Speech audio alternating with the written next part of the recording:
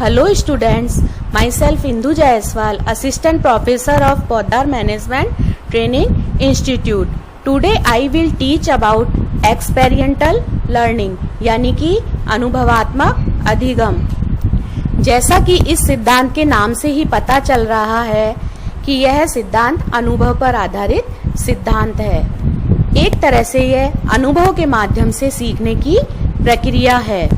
इस सिद्धांत को अनुभवात्मक शिक्षण इसलिए कहा जाता है कि सीखने की प्रक्रिया में अनुभव की केंद्रीय भूमिका पर जोर दिया जा सके।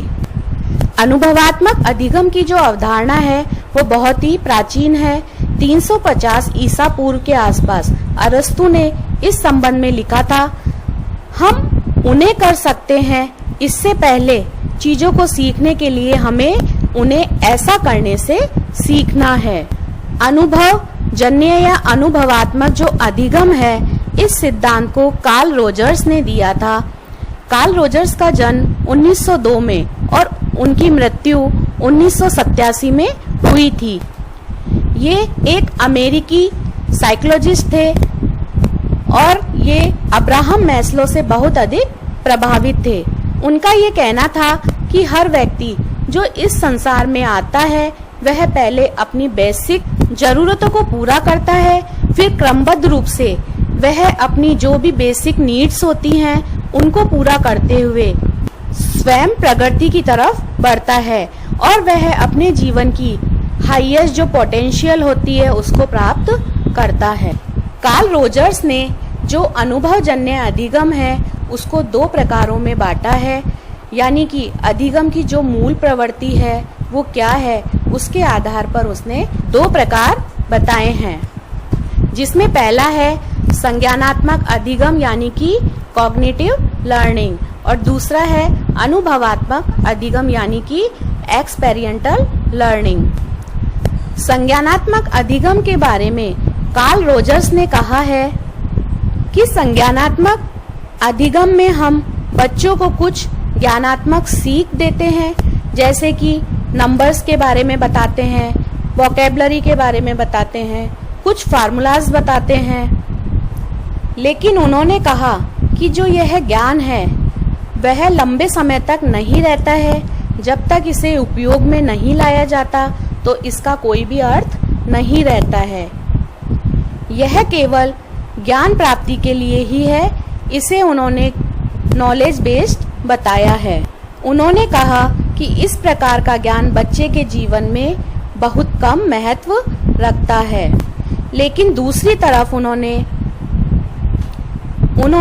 एक्सपेरिएंटल लर्निंग को यानी अनुभवात्मक अधिगम इसको महत्वपूर्ण बताया है। उन्होंने कहा कि ऐसा ज्ञान ज्यादा अच्छा होता है जो अनुभव पर आधारित हो, यानी कि बच्चा उसे स्वयं इनिशियल होकर प्राप्त करे या सीखे। जिसको वो स्वयं अनुभव करके करे तो वह ज्यादा अच्छा सीखता है। जिसको वो स्वयं अनुभव करके करे तो वह ज्यादा अच्छा सीखता है। यानी कि इसमें सीखने पर अधिक बल दिया गया है। इसमें स्वयं व्यक्ति द्वारा अनुभव प्राप्त किया जाता है। यानी कि जो कुछ भी आपने सीखा है आप उसका प्रयोग अपने जीवन में दोबारा कर सकते हैं। इस सिद्धांत को उन्होंने सिग्निफिकेंट और मीनिंगफुल बताया है। उन्होंने बताया कि जो अनुभवात्मक अधिगम होता है उसकी इस साइकिल के द्वारा समझ सकते हैं। कार्ल रोजर्स ने इसमें 4 प्रमुख बातें बताई हैं: एक्सपीरियंस, रिफ्लेक्ट, कॉन्सेप्टुलाइज और एक्सपेरिमेंट। इसके अंतर्गत व्यक्ति अनुभव करता है, किसी कार्य को करने के लिए विचार करता है, उस पर चिंतन करता है, उस संप्रत्यय को वह अच्छे से सीखता है और फिर उसको प्रयोग में लाता है। इस प्रकार वह अनुभव प्राप्त करता है।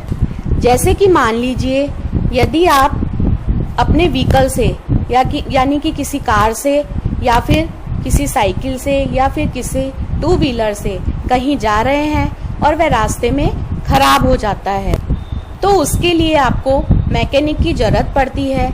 यदि समय पर मैकेनिक नहीं आ पाता है और आप उस व्हीकल में जो खराबी है उसको देखते हैं, उसको समझते हैं और उसको ठीक करने का प्रयास करते हैं। जब यह प्रयास आपका सफल हो जाता है तो जब दोबारा कभी ऐसी सिचुएशन आती है तो आप अपने उस अनुभव का प्रयोग दोबारा कर सकते हैं।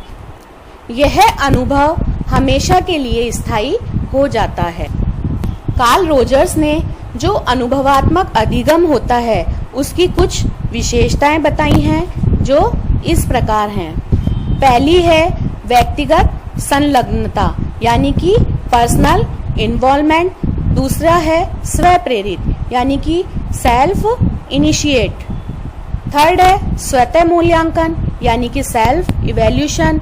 और फोर्थ है परवेसिव इफेक्ट यानी कि व्यापक प्रभाव। सबसे पहले आती है व्यक्तिगत संलग्नता यानी कि इस अधिगम में जो लर्नर है वो पर्सनली रूप से इन्वॉल्व होता है। यह जो लर्निंग है वह प्रोजेक्ट बेस्ड या एक्सपीरियंस बेस्ड लर्निंग होती है जिसमें बच्चा अनुभव के आधार पर सीखता है। इसमें टीचर लर्नर को कोई समस्या या किसी प्रकार का कार्य करने को देता है और लर्नर उसमें पर्सनली इन्वॉल्व होकर उसे स्वयं करने का प्रयास करता है और पूरा करता है। लर्नर इसमें एक्टिव होता है यानी कि इस प्रकार की जो लर्निंग है वो बालक पर यानी कि अधिगमकर्ता पर केंद्रित होती है और अध्यापक पर यह केंद्रित नहीं है। इसमें जब लर्नर स्वयं एक्टिव होगा तभी लर्निंग अच्छी होगी। दूसरा है सेल्फ इनिशिएट यानी कि स्व प्रेरित। अनुभवात्मक अधिगम की जो प्रमुख दूसरी विशेषता है उसमें लर्नर सेल्फ इनिशिएट होना चाहिए यानी कि लर्नर की जो नीड्स है वो क्या है उसके हिसाब से उसे अधिगम करना चाहिए। उसे जो समस्या दी जाती है यदि वो उसकी आवश्यकता के अनुरूप या रुचि के अनुसार ही होगी तो वह अधिक अधिगम करेगा। यानी कि experimental learning need based learning होती है। अनुभवात्मक अधिगम की जो तीसरी विशेषता है वह है सेल्फ इवैल्यूएशन यानी कि स्वतः मूल्यांकन। इस प्रकार की लर्निंग में उसे स्वतः मूल्यांकन करना होता है कि उसे क्या करना है, कितना सीखना है, क्या सीखना है, कैसे सीखना है और जब प्रोसेस पूरा हो जाए तब उसने क्या सीखा, उसे और कितना सीखना है और क्या सीखना है, इसका मूल्यांकन उसे स्वयं ही करना होता है। या उसकी समस्या का समाधान कहाँ तक हुआ है और आगे क्या करना है, इन सब का इवैल्यूएशन वह स्वयं ही करता है। अनुभवात्मक अधिगम की जो नेक्स्ट विशेषता आती है वह है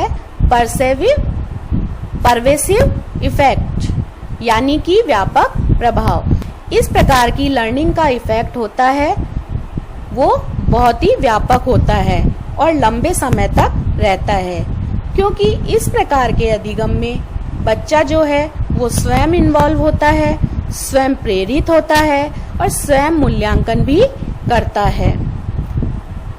और जब भी उसके जीवन में यदि जो पहले सिचुएशन वो या परिस्थिति में या जो प्रॉब्लम वो फेस कर चुका है यदि वह दोबारा से उसके सामने आती है तो वह पहले से सीखे हुए ज्ञान का प्रयोग दोबारा से इजी वे में कर पाता है। यानी कि यह जो लर्निंग है वो व्यापक रूप से या लंबे समय तक प्रभाव डालती है। हम ये जान चुके हैं कि एक्सपेरिमेंटल लर्निंग में जो मुख्य कार्य होता है वो स्टूडेंट का ही होता है, यानी कि वो स्वयं इन्वॉल्व होता है, स्वयं प्रेरित होता है, स्वयं उस कार्य का मूल्यांकन करता है। इसलिए इसमें अध्यापक का क्या रोल होगा? तो कार्ल रोजर्स ने अपने इस सिद्धांत में अध्यापक की जो भूमिका का निर्धारण किया है कि जो टीचर है वो भी स्टूडेंट की तरह यहाँ पर स्वतंत्र होगा, लेकिन वह केवल स्टूडेंट के लिए एक मार्गदर्शक या फैसिलिटेटर के रूप में कार्य करेगा, उसे गाइड करेगा। यानी कि वह उस पर किसी भी प्रकार के विचारों को या भावनाओं को उस पर लादेगा नहीं, क्योंकि इस लर्निंग में लर्नर स्वयं अपने अनुभवों से सीखता है, वह स्वयं ही कार्य करके सीखता है।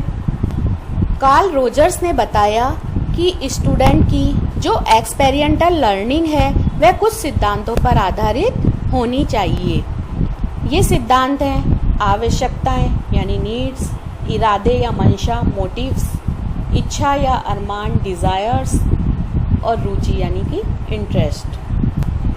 यानी कि बालक का जो सब्जेक्ट मैटर है वह उसकी आवश्यकताओं पर आधारित होना चाहिए, यानी कि वह किस वातावरण में रह रहा है, उसकी क्या आवश्यकताएं हैं, उसके क्या मोटिव्स हैं, क्या डिजायर्स हैं और उसकी क्या इंटरेस्ट हैं। यह लर्निंग इन चारों सिद्धांतों पर आधारित होनी चाहिए। एक्सपेरिमेंटल लर्निंग के लिए अध्यापक को इन सब बातों को ध्यान में रखते हुए लर्निंग कराई जानी चाहिए, या जो कंटेंट होता है, विषय वस्तु होती है, इन सभी तथ्यों को ध्यान में रखकर बनाना चाहिए। तभी अनुभव आधारित लर्निंग करने में स्टूडेंट सफल हो सकता है। हम ये जान चुके हैं कि जो एक्सपेरिमेंटल लर्निंग होती है उसमें जो मुख्य कार्य होता है वो स्टूडेंट का ही होता है। तो फिर इस लर्निंग में अध्यापक का क्या रोल है? कार्ल रोजर्स ने अपने इस सिद्धांत में अध्यापक की जो भूमिका का निर्धारण किया है कि जो टीचर है वो भी स्टूडेंट की तरह ही यहाँ पर स्वतंत्र रूप से कार्य करेगा। वह केवल एक मार्गदर्शक या फैसिलिटेटर के रूप में कार्य करेगा, बच्चों को गाइड करेगा और वह उस पर किसी भी प्रकार के जो स्वयं के विचार हैं या भावनाएं हैं उनको थोपेगा नहीं, लादेगा नहीं, क्योंकि इस लर्निंग में लर्नर जो होता है वो स्वयं अपने अनुभवों से सीखता है, वह स्वयं ही कार्य करके सीखता है। तो अध्यापक का जो सबसे पहला कार्य है वह है सकारात्मक वातावरण का निर्माण करना। सबसे पहले अध्यापक का कर्तव्य है वह कक्षा में अधिगम के लिए सकारात्मक वातावरण का निर्माण करेगा, ताकि जो लर्नर है वो सकारात्मक रूप से सीखने के प्रति प्रेरित हो सके और वह बालक के अनुरूप सीखने का वातावरण उपलब्ध कराएगा। जो अध्यापक की दूसरी भूमिका है वह है उद्देश्यों और लक्ष्यों को स्पष्ट करना।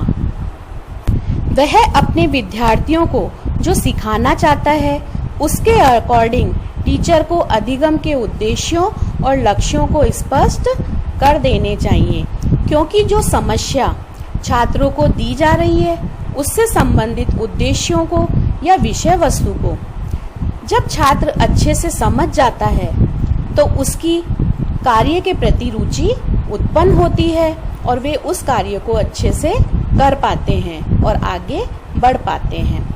इसलिए टीचर को जो संबंधित कार्य दिया गया है उसके उद्देश्य, लक्ष्यों और विषय वस्तु को स्टूडेंट के सामने स्पष्ट कर देना चाहिए। टीचर की अनुभवात्मक अधिगम में जो तीसरी भूमिका है वह है कि जो भी लर्निंग की जानी है उससे संबंधित जो साधन है, अध्ययन सामग्री है, वह छात्रों को पूर्ण रूप से उपलब्ध कराई जाए। अध्यापक की जो नेक्स्ट भूमिका आती है तो कार्ल रोजर्स का कहना था कि हम जिस प्रकार की लर्निंग की बात कर रहे हैं, यानी कि अनुभवजन्य जो लर्निंग है उसमें बौद्धिक और संवेगात्मक अवयवों के मध्य संतुलन बनाए रखा जाना चाहिए और विद्यार्थियों को भी ये बताया जाना चाहिए कि जो उनके बौद्धिक और संवेगात्मक अवयव हैं उनके बीच संतुलन बनाए रखे। अनुभवात्मक अधिगम में जो अध्यापक की लास्ट भूमिका कार्ल रोजर्स ने बताई है वह है कि टीचर्स अपने विचारों और भावनाओं को स्टूडेंट्स के साथ प्रजातांत्रिक ढंग से शेयर करें, यानी कि वह स्टूडेंट के सामने जो समस्या रखते हैं उसको सॉल्व करने के लिए जो तरीके हो सकते हैं उन्हें बताएं, उन पर थोपे नहीं, यानी कि टीचर सिर्फ अपने विचार रखें। इसके बारे में स्टूडेंट स्वयं यह तय करेगा कि उनमें से किन बातों को, किन विचारों को और किन तरीकों का उसे प्रयोग करना है। यानी कि अनुभवात्मक अधिगम के अंतर्गत जो बालक होता है उसे अगर कोई कार्य दिया जाता है तो वह उस पर स्वतंत्र रूप से चिंतन करता है। इस प्रकार के अनुभवात्मक अधिगम में व्यक्ति को एक नए ज्ञान की एक बेहतर समझ विकसित होती है।